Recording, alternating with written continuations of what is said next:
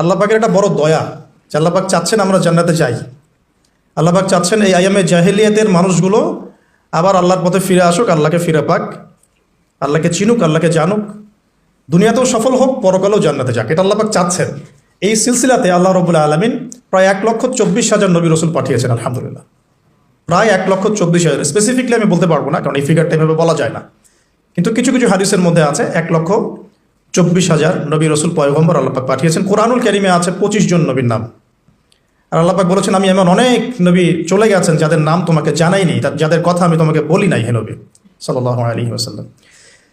তো এখন আমরা দেখব যে ওই যুগটাকে কি নবী সাল্লাল্লাহু আলাইহি ওয়াসাল্লাম পরিবর্তন করতে পেরেছিলেন কিনা। তার আগে একটু বুঝে নেই যে ওই সমস্যাগুলো আমাদের সমাজে এখন আছে কিনা। যে পয়েন্টসগুলো আমি প্রথমে বললাম, কেন আমরা ওই যুগটাকে বর্বর বলি, জাহিলি যুগ বলি। যে কারোর সাথে আপনি এটা নিয়ে যদি ডিবেট করতে যান, তারা আপনাকে একটা পয়েন্ট ধরিয়ে দিবে, সেটা হলো ওই যুগে মেয়েদের সম্মান দেওয়া হতো না, মেয়েদেরকে জীবন্ত কবর দেওয়া হতো। তো এখনও তো মেয়েদের আত্মাকে জীবন্ত কবর দেওয়া হচ্ছে, এখনও তো আমরা মেয়েদের আত্মাকে জীবন্ত কবর দিচ্ছি। একটা মানুষের দেহই কি সব কিছু? যেমন একটা মানুষের আত্মা দাসত্ব শৃঙ্খলা আবদ্ধ থাকে, তারা স্বাধীনতা থাকে কোথায়? তো এখন অনেক কিছু আমাদের বাইরের চোখ দিয়ে বিশ্লেষণ করলে হবে না, কিছু কিছু বিষয় ভিতরের চোখ দিয়েও দেখতে হবে। আল্লাহ তৌফিক দান করুন। তো মেলালে আপনি বুঝতে পারবেন যে কোনো কিছুই বাদ নাই। আয়ামে জাহিলিয়াতের এমন একটা জাহিলিয়াত বা ওই যুগের সুন্নত বাকি নাই যেটা এই যুগের মধ্যে নাই, বরং এখন আরও অনেক বড় পরিসরে এগুলো সমাজে প্রতিষ্ঠিত হয়ে গেছে। এটাই সত্য, এখানেই ফুল স্টপ করতে হবে। যদি না করেন তাহলে এটা আপনার জ্ঞানের দৈন্যতা অথবা অহংকার। এখানে আমি ঝগড়াও করতে যাব না কারোর সাথে। এখন প্রশ্ন হচ্ছে, নবী সাল্লাল্লাহু আলাইহি ওয়াসাল্লাম কি এই যুগটাকে পরিবর্তন করতে পারলেন কিনা? উত্তর হ্যাঁ। কিভাবে পরিবর্তন করতে পারলেন? উত্তর হচ্ছে আল্লাহ রাব্বুল আলামিনের ইচ্ছায় এবং তার ওয়াহির মাধ্যমে। ওয়াহি কি জিনিস? আল্লাহ রাব্বুল আলামিনের প্রত্যাদেশ, মানে আল্লাহর পক্ষ থেকে ঐশী বাণী, যেটা আল্লাহ পাক শুধু মুহাম্মদ সাল্লাল্লাহু আলাইহি ওয়াসাল্লামকেই দেন নাই, বরং প্রত্যেক নবী রাসূলকেই দিয়েছেন। যেমন বড় বড় চারটার নাম আমরা সবাই জানি।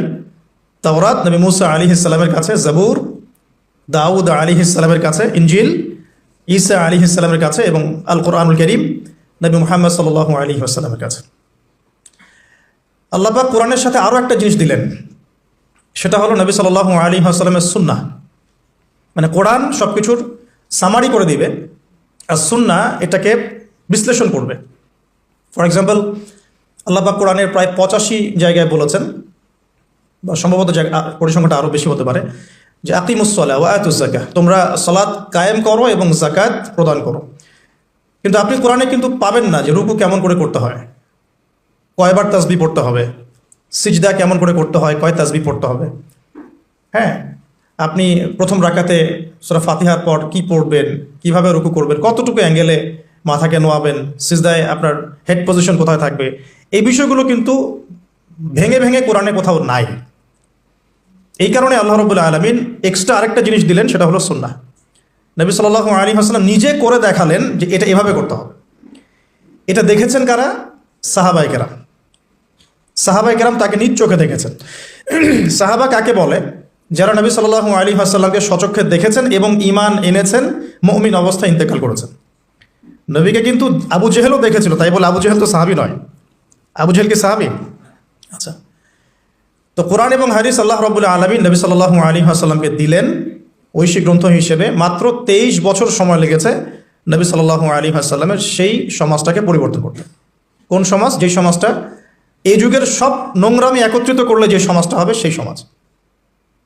তাহলে আমরা বুঝতে পারছি যে সমাজে যত নোংরামি থাকুক না কেন, আল্লাহ পাকের কিতাব এবং তার নবীর সুন্নাহর মধ্য দিয়ে এটাকে পরিবর্তন করা সম্ভব। এটা অসম্ভব কিছু নয়। নবীজি করেও দেখালেন মাত্র 23 বছর। আর 23 বছর তো এত অল্প সময়। আমরা 23 বছর নামাজই পড়ি নাই অনেকেই।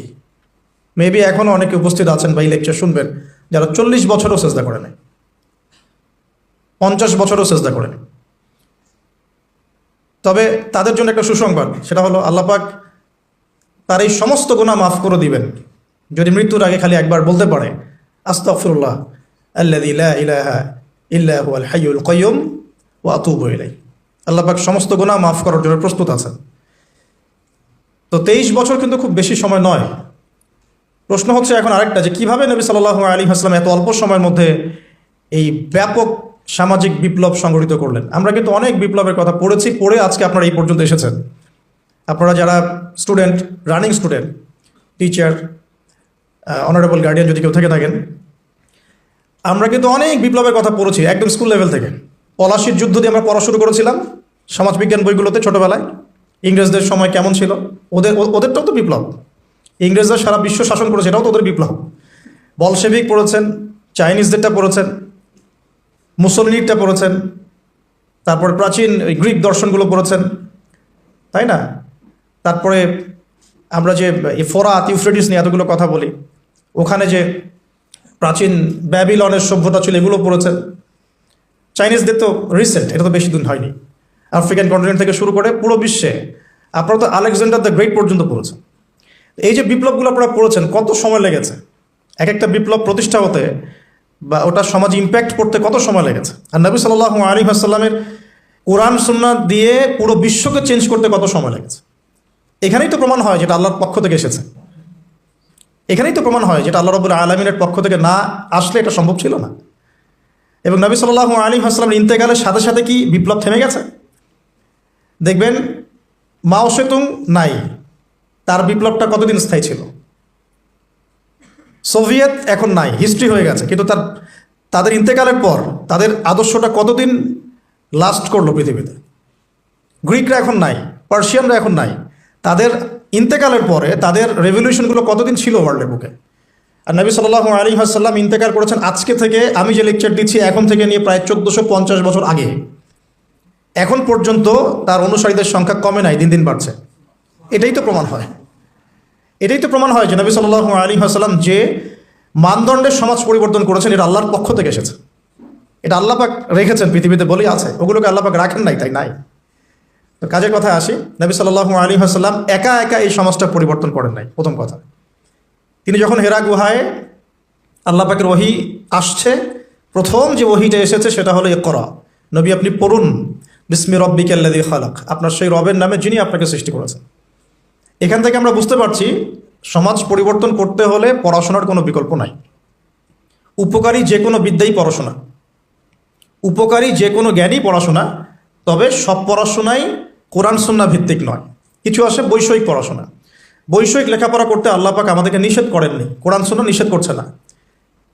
কিন্তু কোরআন এবং সুন্নাহ ইসলাম চাচ্ছে আপনার পড়াশোনার জ্ঞানটাকে আপনি আল্লাহর জন্য কাজে লাগান, দ্যাটস অল, আর কিছু না।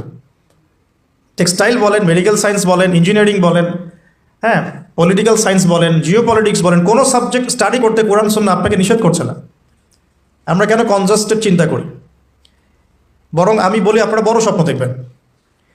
আল্লাহ পাক শুধু এতটুকু চাচ্ছেন আপনি আল্লাহর দেয়া ইলম অনুযায়ী আমল করছেন কিনা, এবং সেই জ্ঞানটাকে আপনি দিনের জন্য কতটুকু কাজে লাগাচ্ছেন, বা ওই প্রফেশনের থেকে রিজিক অর্জন করে সেই রিজিকের কতটুকু আপনি আল্লাহর পথে ব্যয় করছেন। আল্লাহ পাক এটা দেখতে চায় না।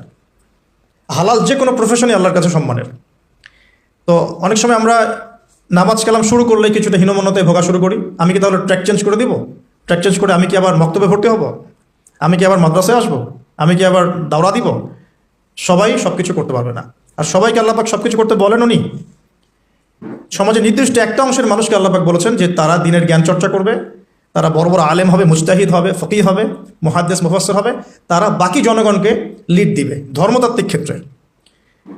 এবং যে যে প্রফেশনে থাকবে সেখানে যদি তারা সৎ থাকে, তাদের কাজে অনেস্ট থাকে, এবং ওই রিজিকটাকে আল্লাহর পথে ব্যয় করে, ওই জ্ঞানটাকে আল্লাহর জন্য কাজে লাগায়, ইনশাআল্লাহ দুনিয়াতেও সফল হবে, পুরো জাতি ঐক্যবদ্ধভাবে জান্নাতে যাবে ইনশাআল্লাহ।